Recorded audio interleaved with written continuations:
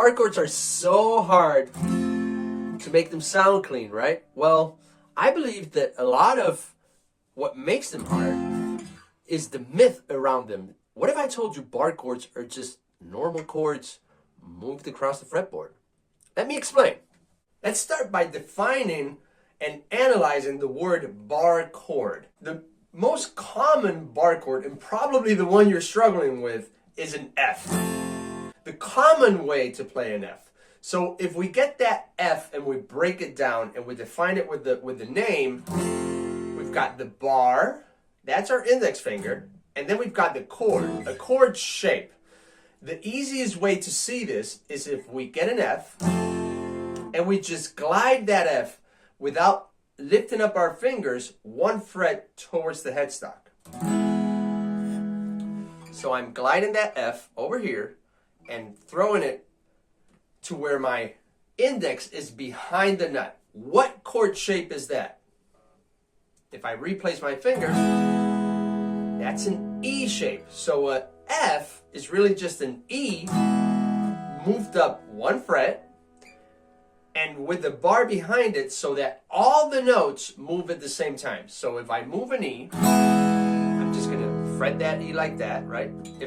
Let's fret it like this. If I move this E over here, strings 6, 2, and 1 are left behind. And you get a little funky sound. It's actually kind of cool. Anyway, so you need those notes to follow along with the chord shape. So now we can define bar chord. It's a bar, that's your index, following a chord shape. E, F. Let's take a look at the B, the common way to play a B, which is this, right?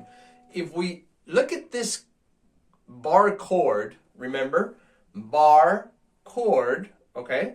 And we glide it 2 frets towards the headstock, 1, 2, look what it becomes, an A, okay? I'm going to fret it like this, but you can also fret it like that, an A chord. So it's an A chord shape that if we start moving it across the fretboard, it becomes other chords. So we've got A. Now the way we're going to move it is by placing a bar, hence the word bar chord, behind it. So if it's 1, 2 frets, it's also going to be, if I move it here, 1, 2 frets. That's my bar, right? So it's an A chord, B chord, C chord, D chord, all the other chords, A, B, C, D, E, F, G. Same as with minor chords. So you got an A minor. If you glide it but leave some strings behind, no bueno, right? But if you place a bar behind it and then you glide it, oh, A minor, B minor, C minor, D minor, right? E minor, if we glide it, not good. But if we place a bar behind it and then we glide it, oh, F minor, G minor, A minor, all the other chords. So following that principle, now we can tackle bar chords in 2 steps. One step is the bar, and another step is the shape. Let's start with the shape. Normally you're going to fret your chords like this, right? That's going to be an A, this is going to be an E, this is going to be an A minor. Why don't we start fretting those chord shapes while we play with these fingers, leaving this finger free to create a bar for when we want to play a bar chord. So for example, if I'm playing A like this, I'm going to avoid this finger and I'm going to play it with these fingers. If I'm playing A minor like this, I'm going to avoid this finger, switch my fingers and use these 3 fingers. It's going to seem weird at first, but trust me, once you got this part of the equation, now you only have to figure out this part. Now we can tackle the second part of the equation of a bar chord, which is the bar itself. I want to give you some tips so it's easier for you to practice making all those 6 strings ring out, okay? And the first one is using a capo. Why a capo? If I place a capo on the first fret, all my strings are going to go down drastically, which means I'm not going to have to press as hard on my string for it to sound. So just that feels so much better than this.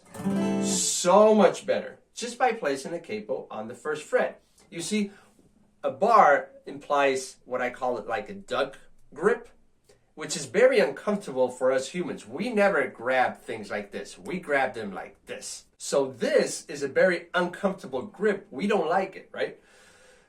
But the capo allows it for us not to exert as much pressure. Once you can do it, if you take the capo, your hand is already used to doing that kind of pressure, but it only has to do it a little bit more. Okay, so that's tip number one. I'm just going to leave it on so it's easier on my fingers too. Tip number two is playing them not on the first fret, because the tension here is a lot. If you get a string and you try to press it down here, it's going to be a metal string. The tension's going to be a lot. But if you press it right in the middle, it's going to bend easier. So why not practice your bar chords in the middle of the neck? Again, that grip, you got to get used to it, right? Once you're used to it, you're going to be able to play that grip on the first fret by exerting a little bit more pressure, but you're already going to be used to it. So make your life as easy as possible. Next tip is playing as close to the fret wire as possible. This happens with any note or chord you want to fret. So as close to the fret wire without being on top of it, because then it's going to get muted. But if you're close to it, the note is going to ring out very clearly and you're not going to have to apply so much pressure. And the last tip I'm going to give you is try to roll your finger a little bit like that, like as much as you can, just because this part of your finger is very meaty, and this part of your finger, this part, in my case the index, is a little bit more bony and hard. So it's going to be easier for the strings to ring out when turning your finger a little bit like that. So I'm exaggerating, right? But just a little bit of a roll gives you that edge to really make those bar chords sound clean. Okay, once everything's clean, take your capo off and see if you can play that F. I hope these tips helped you, and I'll see you in the next one.